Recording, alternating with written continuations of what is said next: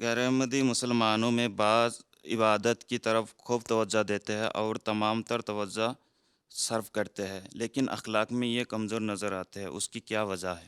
تو یہ آپ غیر احمدیوں کی کیوں مثال دے رہے ہیں؟ یہ تو احمدیوں میں بھی مثالیں ملتی ہیں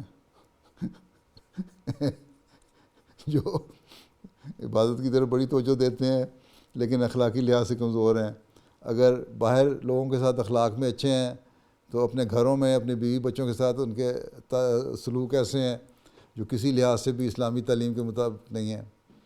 اگر گھروں میں بیوی بچوں سے اچھا سلوک ہے تو باہر لوگوں میں بعض طبقوں کے ساتھ اچھا سلوک نہیں ہے۔ اگر غریب آدمی کے ساتھ امیر آدمی کے ساتھ اچھا سلوک ہے تو غریب کے ساتھ وہ اخلاق نہیں ہے۔ تو یہ تو آپ یوں ہی بیچارے غیر احمدیوں کیوں بدنام کرتے ہیں؟ ان میں ہیں، ان میں بھی ہوں گے، لیکن عبادت، اصل بات یہ ہے کہ عبادت کے ساتھ اللہ تعالیٰ نے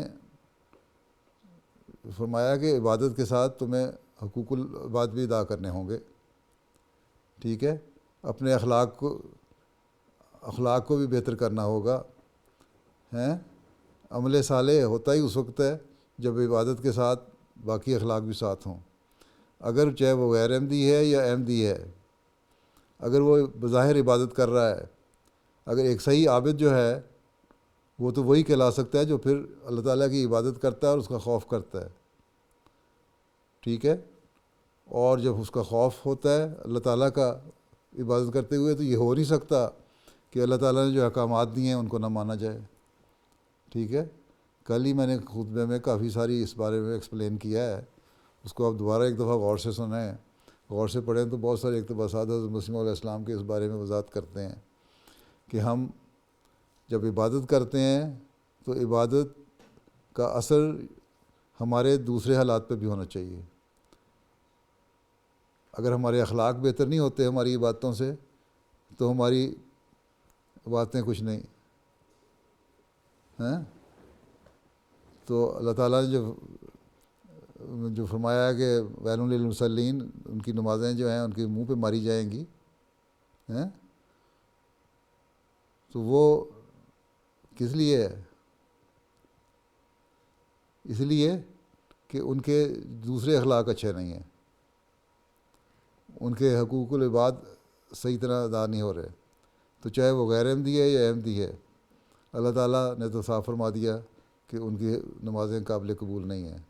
اس لیے حضرت مسیح علیہ السلام نے فرمایا کہ میں دو اہم مقاصد لے کر آیا ہوں، ایک بندے کو خدا سے ملانے کے لیے، اس کا حق ادا کرنے کے والا بنانے کے لیے، صحیح عبادت گزار بنانے کے لیے، اور دوسرے بندے کے حقوق ادا کرنے والا بنانے کے لیے، ٹھیک ہے؟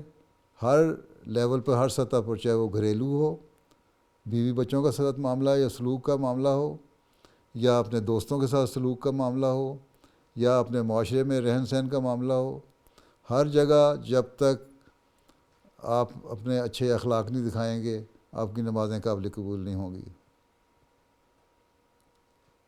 ٹھیک ہے؟ اور صرف اخلاق اچھے دکھا دینا اور پھر عبادت نہ کرنا، اللہ تعالیٰ کا حق نہ ادا کرنا، اس میں روحانیت میں کمزوری آ جائے گی۔